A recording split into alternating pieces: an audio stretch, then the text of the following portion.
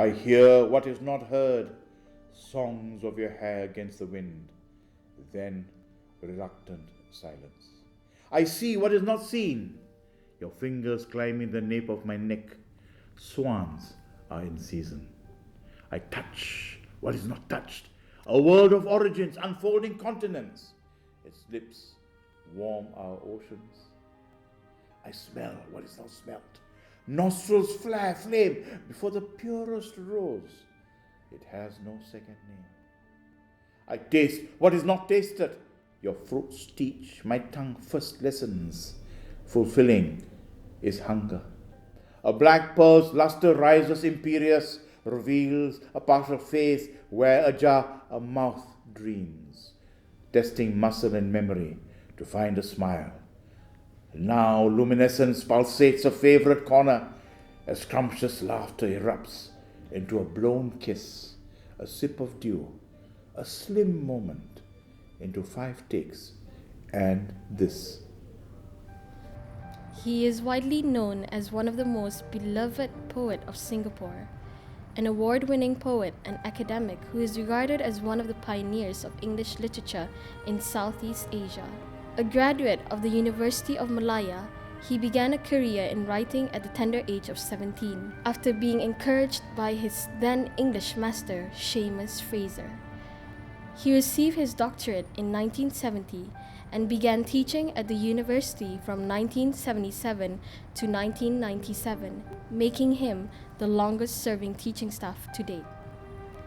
His works include Rib of Earth, Gods Can Die, A Third Map, and the iconic Ulysses by the Merlion, which to date is the most critiqued and widely referenced poem by both emerging and established poets. He has won countless literary awards from the National Book Development Council of Singapore, and in 1976, the prestigious Southeast Asia Sea Right Award. He has also been awarded with the first Cultural Medallion for Literature, and in 2006, he was bestowed one of Singapore's highest honors, the Pingat Jasa Gemilang Meritorious Service Medal in capacity as Distinguished Poet and Literary Scholar. His latest poetry collection is called Still Travelling and was released in 2008. He is Emeritus Professor Edwin Nadason Thumboo.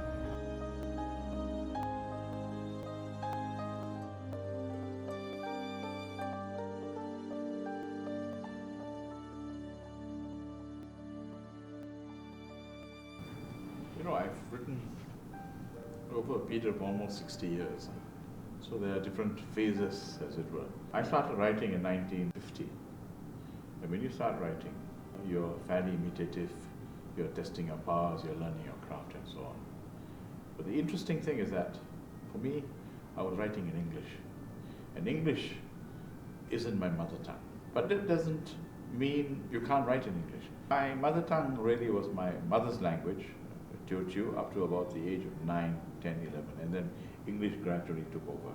And here I would like to make an important point. Instead of talking about first language, second language, mother tongue, I think we should talk about my main language, my working language.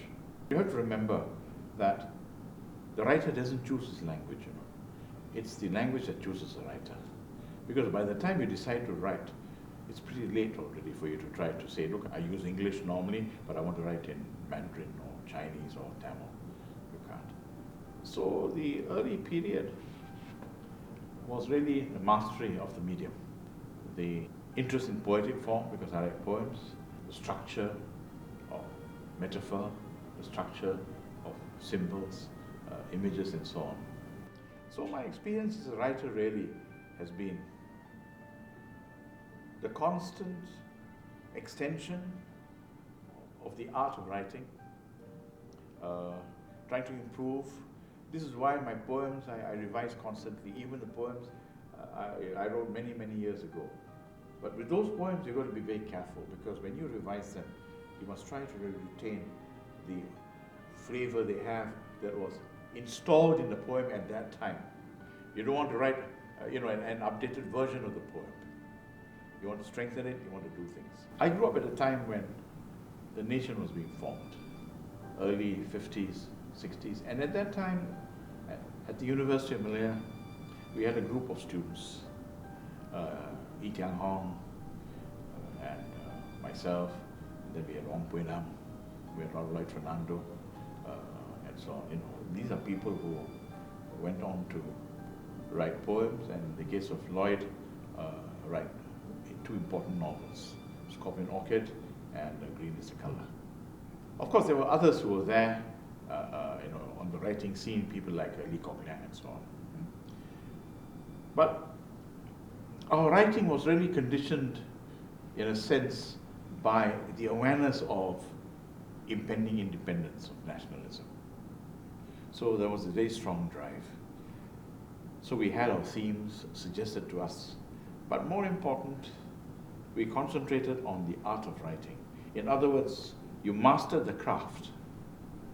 But to be a successful writer, your craft has to be lifted into art. You need the craft, but the craft really should, in the end, be invisible in the work. It should produce the work, it should strengthen the work. It's like building a mansion, something beautiful. You've got the scaffolding, that's the craft. But when you finish, you've got to remove the scaffolding. It's a building that speaks. And when you look at a poem, it should be something organic, where the parts come together, and by coming together, they are larger than the whole.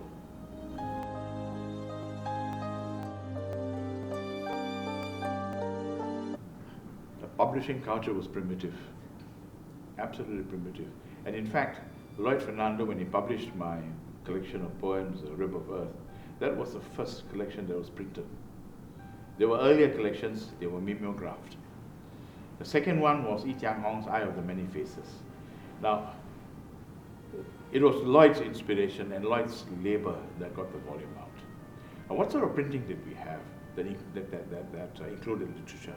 School magazines. And in Singapore, we had a combined school magazine called Youth, which I edited. Even that was mimeographed. There wasn't a publishing industry as such. The only publishing industry, apart from the press, textbooks. Peter Chong was one company, MPH was the other company, and they published educational books. There was nothing creative as such. And the first few collection of poems, like some teachers and so on, Lim Peng Yok and so on, they were privately printed. They printed them and then sold a few, distributed them and so on. There wasn't a publisher interested in publishing this kind of stuff. Even the poems by C.H. Jacob, an expatriate, he was principal of my old school, Victoria, those were privately printed. There wasn't a commercial publisher for creative writing. Now that changed gradually. It changed gradually. And here I think you know, we have to give credit to the National Arts Council and so on. Before the current sustained support through subsidies, etc., there were opportunities, but they were few and far between. We got together, a few school teachers, and it became self-sustaining because we sold the thing at 10 cents. And we had money, you know. We made money, but because it was voluntary work, people with enthusiasm started the magazine. When they moved on, like one of the editors, Elizabeth Brock, she had come from England as a volunteer teacher, and then you had Koh Moy Yin, and you had Marie Bong and so on. When that group had to move on to other responsibilities, Saya died out. And it was very sad, because we put in a lot of effort and the response was terrific. The response was terrific. And later on, we had the Creative Arts Program. I started that really with Mr. Yap Bo Tiong and people in the Ministry of Education. And that has really succeeded. But because I was Director, Center for the Arts, I associated with the Center for the Arts and provided funds for the work of those who went to the workshops and so on to be published.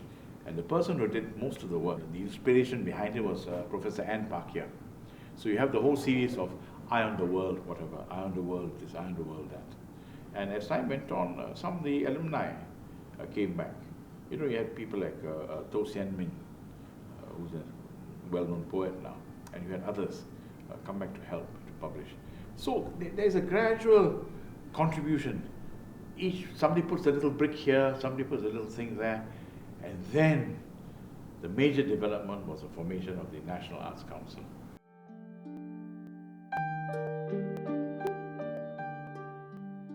Promotion is two-pronged.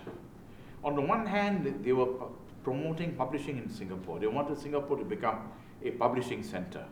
So the first success was the development of a vibrant, powerful, sophisticated printing industry. That's why you see quite a few of the books, when you read cookbooks, whatever books, printed in Singapore. They used to be printed in Hong Kong, printed in Taiwan, printed in Japan, and so on, but they started to be printed in Singapore. Now once you have that, you've got a printing capacity. Not merely that, you've got a design capacity, you've got a distribution capacity, you've got editorial capacity. These things develop. So, but the interest in literature really, was never large enough to sustain a publication of Singapore creative writing, Malaysian creative writing. And the main thrust was poetry. We've got more poets at that time, probably even now, than fictionists, and more fictionists than dramatists. Although in some ways, both fiction and drama relate more directly to our daily life. Poetry seems a kind of commentary, a kind of distillation of life into image and metaphor merely, not action. And the sense of space, the sense of moment, the sense of relationships is different in the three genres, as you know. So printing developed, and then the National Arts Council started providing grants, not only to writers, not only developed Singapore Writers' Week, which again I started with Wong Yin-Wah, Masuri, and A.T. Arison, into the international festival that is being currently directed by Paul Tan. But it started way back as a Writers' Week. But since then, the Ministry of Culture helped at that time through Mr. Liu Chin Choi, who was there, Mr. B.T. Arison. But since then, NAC took over. And then NAC started providing support, inspiration, and links. For instance, book fairs. NAC will send publishers and writers. NAC's interest is holistic. And over the years, NAC has become much more sensitive. That means you provide the grant to support the writer, but you don't tell him what to do.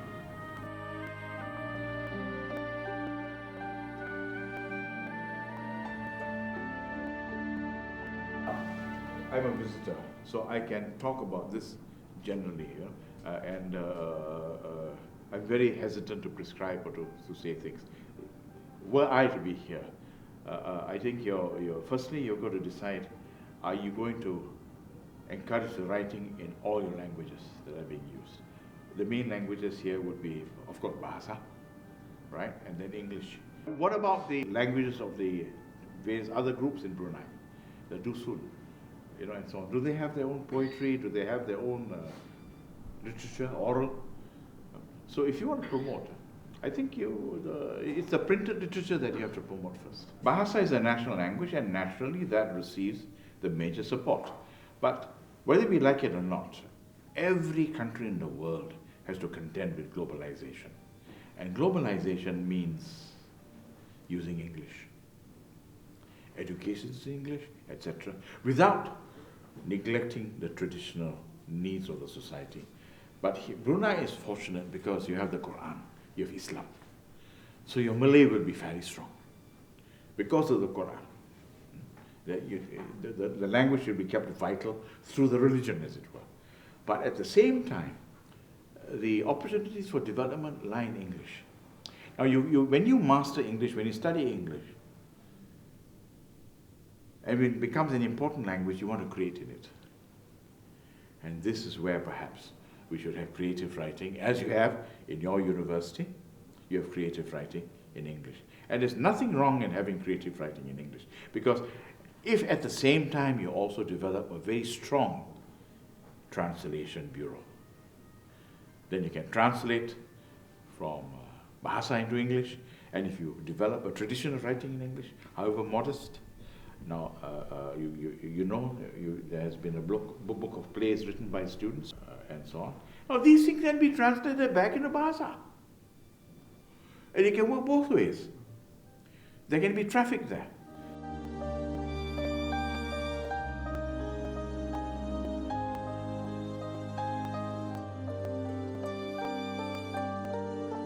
Does government encourage the writing in English?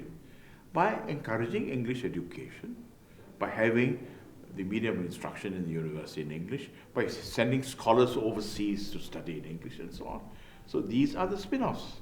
And by having a theatre studies department, by having mass media, by having a group of students like you have right here, recording, writing, editing. So this is where the encouragement comes.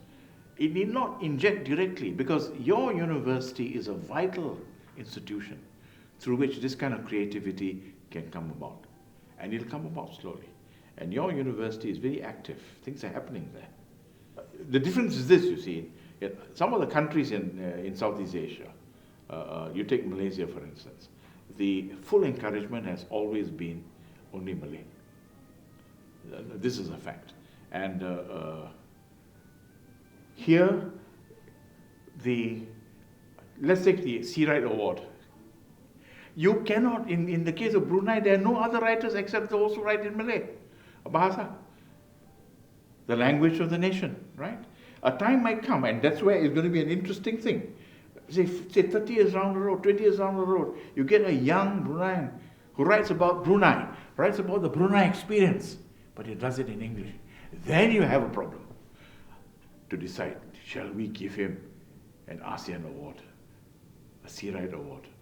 But let them settle that problem then, because I think there's enough wisdom in the nation, in the country, for them to handle that. And I really hope, by encouraging the writing in English, the creative writing in university, things like this will come. Why is it important? Because if you put the Brunei experience into English, it'll travel further in the world. If you put the Brunei experience into Bahasa, it'll travel only within the Malay language Commonwealth, which is big, but not the same as the Commonwealth of World Englishes. Firstly, the person has to decide for himself or herself, which is my strongest language. If my strongest language is English, and regrettably my Bahasa is not as strong, and you want to write, then you write in English. If your Bahasa is stronger, write in Bahasa. The point I would say is, to thine own self be true, and be true to your art. Write the way you want to write. Write as a person who lives in this country, in this geography, in this history.